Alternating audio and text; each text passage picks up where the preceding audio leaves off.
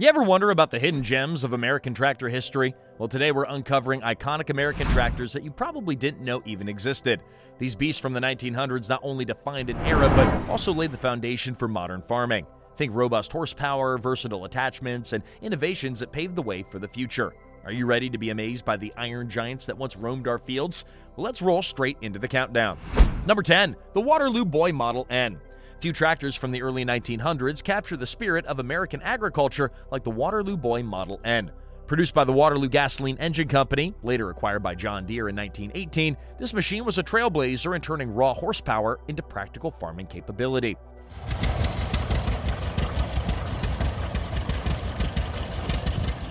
Its two-cylinder engine produced roughly 12 horsepower on the drawbar and 25 on the belt, which might sound modest in today's standards, but back then those figures were game-changing, enabling farmers to plow deeper and cover more acres than ever before. A notable feature of the Model N was its sturdy frame, designed to cope with the rough and tumble of early 20th century farmland. It had a simple transmission system, often a 2-speed gearbox, making it relatively easy to maintain. Even so, it was built with enough mechanical innovation to support a range of belt-driven attachments, from threshers to sawmills. This flexibility allowed farmers to use the tractor year-round, not just during planting or harvest, but by replacing the labor of multiple horses and saving immense time and effort. The Model N's ability to run on either gasoline or kerosene, which was easier to procure in rural areas than previous decades, was a huge plus. Moreover, the tractor's design signaled an industry shift toward lighter and more efficient machines. Before the Model N, many tractors were large and unwieldy beasts. By streamlining the design, the Waterloo Boy paved the way for a more user-friendly agricultural piece of equipment.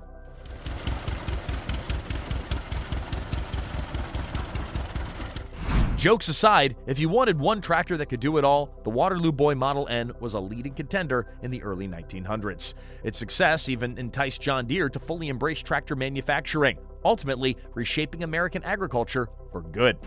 Number 9, the Roomley Oil Pull Model H.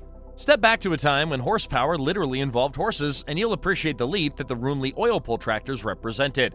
Manufactured by the Advanced Roomley Company, these machines earned their place in farming lore for running effectively on kerosene, or tractor fuel as it was commonly called. The Model H, often tagged as the 15 to 30, indicating 15 drawbar and 30 belt horsepower, was introduced in the 1910s to tackle medium to large-scale farming tasks. What set the oil pull series apart was the clever oil cooling system. Instead of using water to cool the engine, these tractors utilized oil, which led to fewer headaches in the winter and better overall reliability. The Model H also featured a powerful single-disc clutch, an innovation that allowed smoother gear changes. This was a huge deal at the time when grinding gears and jarring transitions could derail an entire workday.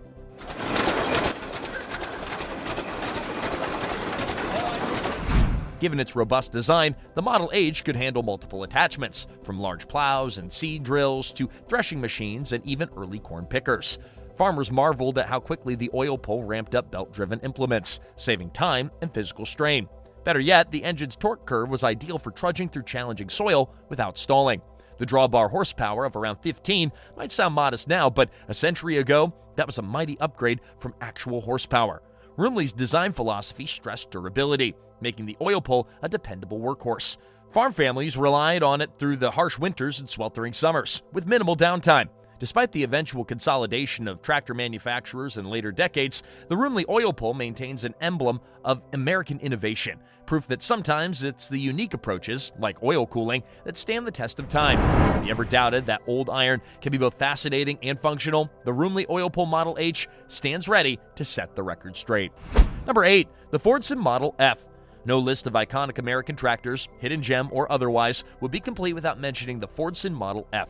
While the Fordson name might remind you of British production, remember that Henry Ford & Son initially mass-produced these in the U.S. starting in 1917.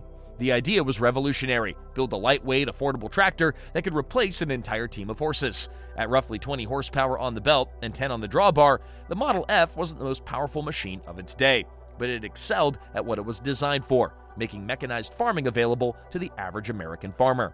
The Model F featured a 4-cylinder engine that ran on kerosene, with a simple gear-driven transmission that offered 2 forward speeds and 1 reverse.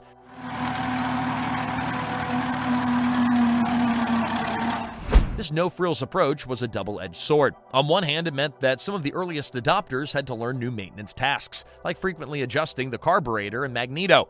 On the other, well, the tractor was relatively inexpensive to buy and maintain, which was exactly Henry Ford's vision: put an accessible tractor in the hands of everyday folks.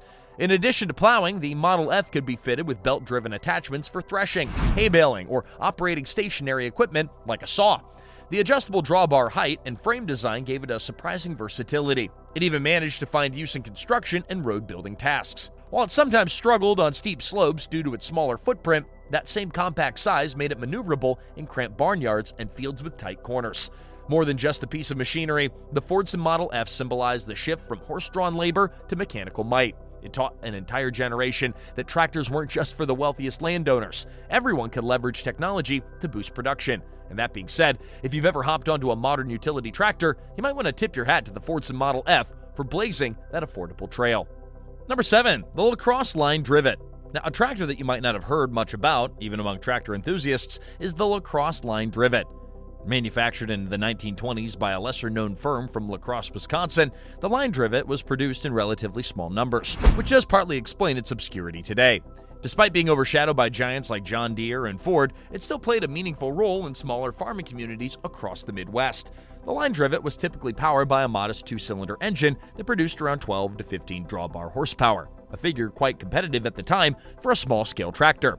Practical and budget-friendly, it quickly became the go-to choice for family farms that didn't need the heft or higher price tag of a larger brand.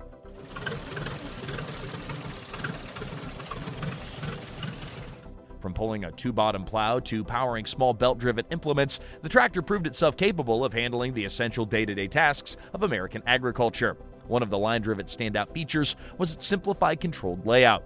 Now, at a time when many tractors had a daunting array of levers and pedals, the LaCrosse design aimed to reduce operator fatigue and error by keeping things straightforward. Its frame was durable enough to handle uneven fields and muddy conditions, but compact enough to easily store in smaller barns. Though it didn't offer a large variety of attachments compared to bigger names, owners could still fit it with cultivators, sickle bar mowers, and even early forms of front loader, so long as they didn't exceed the tractor's weight capacity.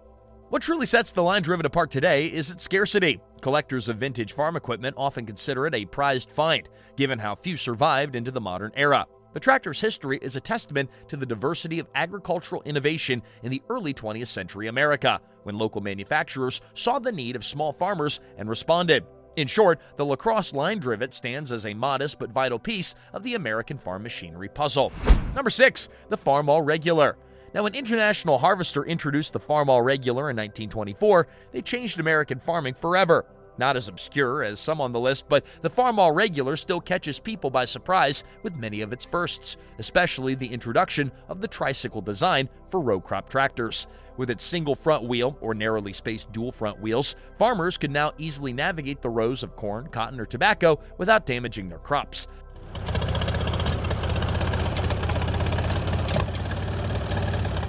Boasting around 10 to 15 drawbar horsepower, the Farmall Regular wasn't exactly a muscle-bound behemoth. Instead, it thrived on versatility, thanks to a host of available attachments: cultivators, planters, mowers, and more.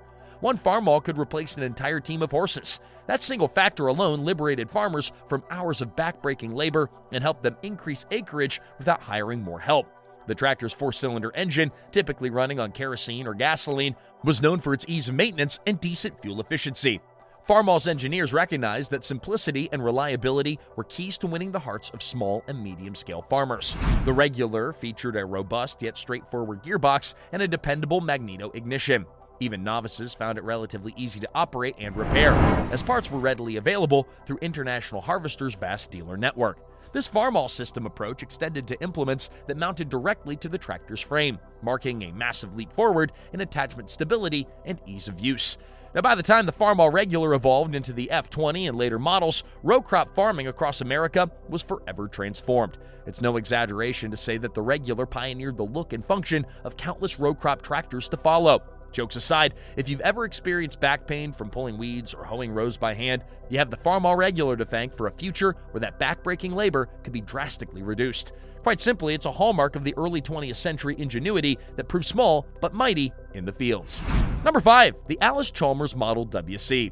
Allis-Chalmers wasn't always a top contender in the tractor world, but the Model WC changed that script dramatically. Launched in 1933, the WC was an affordable, versatile row crop tractor that helped propel Allis-Chalmers to the big leagues.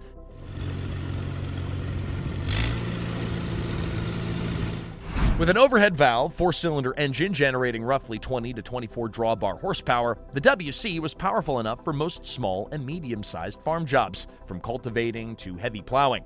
An important innovation was the rubber tire movement, which Allis-Chalmers championed by offering factory-installed pneumatic tires in place of steel wheels.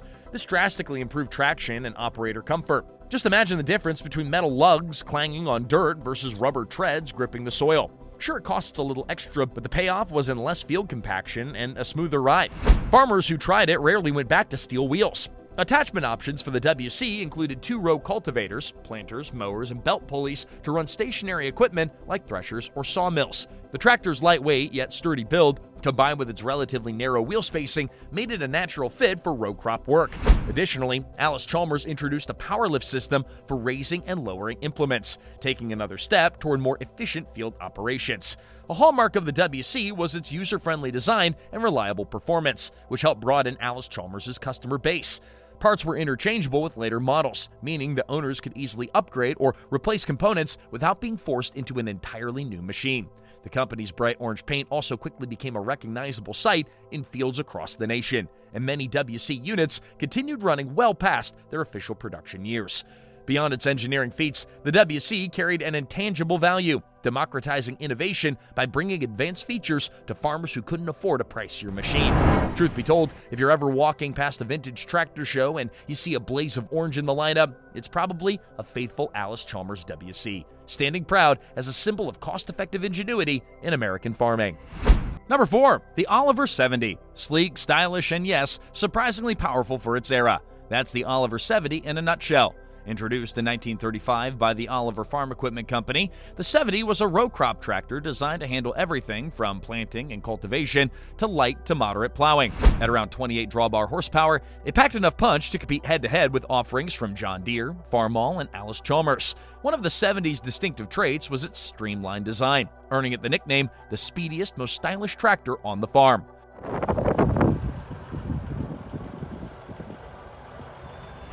The engine was typically a 6-cylinder, which provided smoother power delivery compared to many contemporaries that used 2- or 4-cylinder blocks. This made the Oliver 70 a more pleasant machine to operate over long hours, reducing operator fatigue. Now, in addition, the tractor offered both gas and kerosene variants, giving farmers flexibility based on fuel availability and price. Now, when it came to attachments, the Oliver 70 supported a robust selection. Plows, cultivators, mowers, and even early combine attachments were all fair game. A belt pulley allowed farmers to power stationary implements, a common requirement back in the day. The tractor's advanced power takeoff, or PTO design, also garnered praise for reliability and ease of connection. This combination of attachments made it a versatile partner in the field, suitable for every season's chores. Oliver also prided itself on comfortable seating and ergonomics. Controls were laid out to be intuitive, and the seat was positioned to give a clear view of the row ahead. Now, these may sound like small details, but remember, farmers often spent 10 to 12-hour days in the driver's seat. Reducing fatigue and strain was a big deal, and the Oliver 70 delivered. Although Oliver eventually merged with other companies, the 70's legacy lives on among tractor collectors and rural history enthusiasts. It remains one of the brand's crowning achievements, a machine that combined power, style, and practicality in a way that deeply resonated with mid-century American farmers. In reality, if you ever wanted a tractor that could double as a classic car show exhibit, look no further than the gorgeous Oliver 70. Number 3, the Minneapolis Moline U. A true workhorse of the Midwest, the Minneapolis Moline U was born from the merger of 3 historic agricultural companies: Minneapolis Steel and Machinery, Minneapolis Threshing Machine, and Moline Plow Company. Introduced in 1938, the U line gained a loyal following, particularly in the Great Plains, thanks to its robust build and reliable performance. It used to be that if you pulled something apart twice, they send you a bill. With around 38 drawbar horsepower, some models produced even more, it offered a welcome boost for farmers that needed that extra grunt for heavy plowing or pulling larger implements.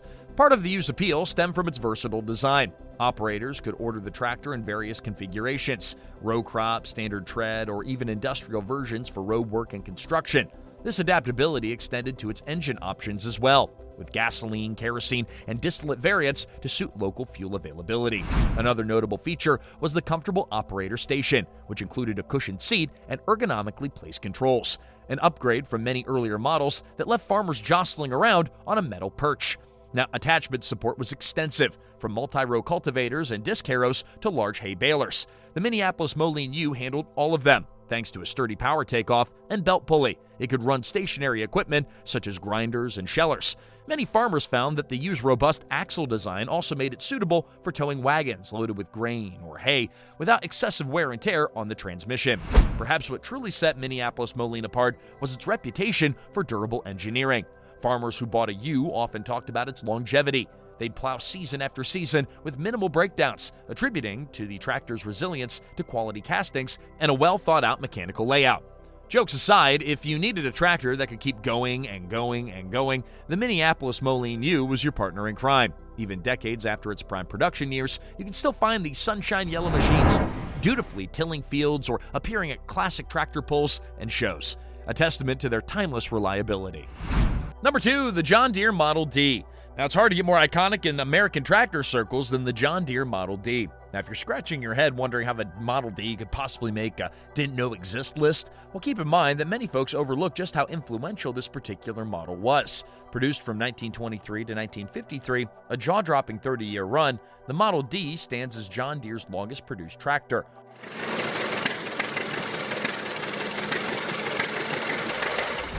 Early versions boasted around 15 drawbar horsepower, while later improvements pushed that number over 30, giving farmers a sturdy companion for a broad range of tasks.